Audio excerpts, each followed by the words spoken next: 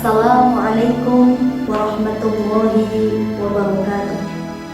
Alhamdulillahilladzi an'ama 'alaina bi ni'matil iman wal islam wa nusalli wa nusallimu ala khairil anam sayyidina wa maulana Muhammad wa ala alihi wa sahbihi wasallam.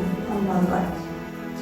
Hidup dalam keberagaman merupakan suatu kenikmatan yang tidak semua orang bisa menikmatinya. Contohnya sendiri di negeri tercinta Indonesia, hidup berdampingan dengan segala macam suku, ras, agama maupun budaya seperti semboyan kita Bhinneka Tunggal Ika. Namun rasisme, intoleran, rasa saling curiga dan radikalisme masih menjadi persoalan tersendiri untuk tercapainya perdamaian dan kemakmuran negeri ini. Seperti kasus rasisme warna kulit, menjelekkan penganut agama lain, dan pengeboman gereja dengan isu bom bunuh diri yang disebabkan oleh radikalisme.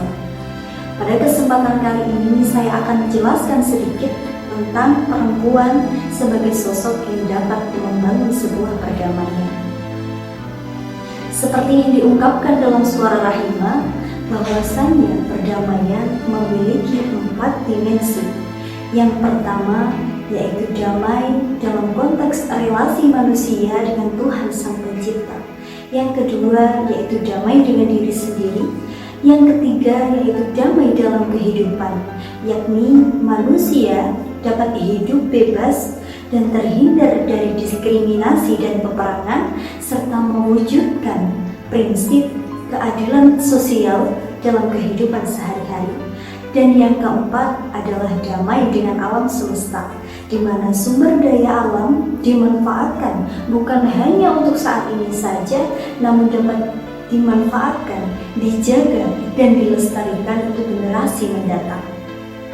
Sahabat-sahabati dimanapun Anda berada, pertanyaannya, bagaimana cara kita untuk membangun sebuah perdamaian di tengah isu rasisme, intoleran, dan radikalisme yang masih saja terus berdatangan?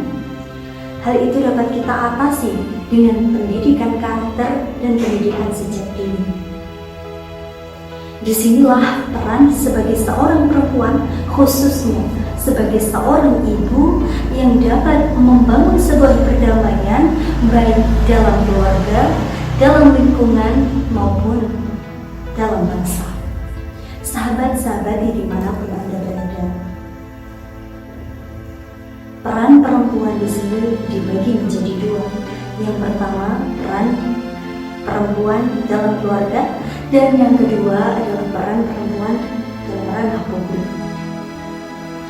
Peran perempuan dalam ranah keluarga yaitu mendidik anak-anak menjadi anak yang sholih-sholihah, terhindar dari isu atau ideologi radikalisme serta rasisme, dan menanamkan sikap toleransi dimanapun anak itu berada. Karena madrasatul ibu adalah madrasah dan sekolah pertama bagi anak-anak.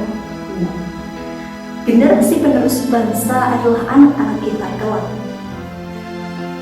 Sesuai dengan hadis Rasulullah SAW yang menyatakan bahwa perempuan adalah tiang negara. Jika baik perempuannya, maka baiklah negaranya, dan jika buruk perempuannya, maka buruklah negaranya. Peran perempuan yang kedua yaitu peran dalam ranah publik.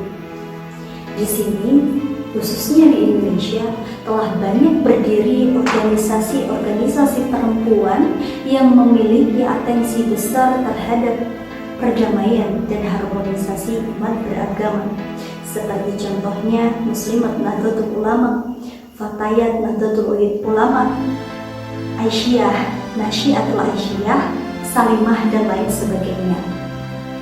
Meskipun organisasi itu merupakan sayap perempuan dalam badan otonom tersendiri, namun kiprahnya, gerakannya, serta perjuangannya tidak dapat dipungkiri dan tidak dapat dipandang sebelah mata.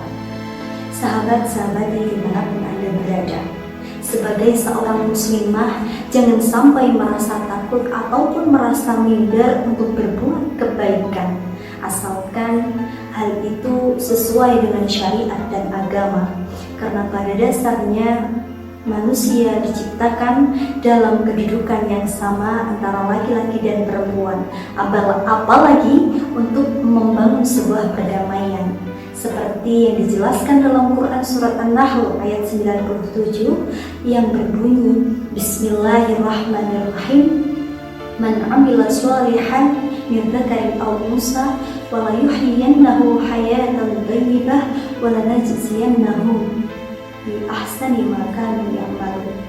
Barang siapa yang beramal sholih, baik laki-laki maupun perempuan, dan merupakan seorang mukmin, maka Allah akan memperbaiki kehidupannya dan Allah akan membalasnya dengan pahala sesuai dengan amal perbuatannya. Sahabat-sahabati dimanapun Anda berada, demikian yang dapat saya sampaikan pada kesempatan kali ini. Semoga bermanfaat. Apabila ada tutur kata yang salah, kurang lebihnya mohon maaf. Assalamualaikum warahmatullahi wabarakatuh.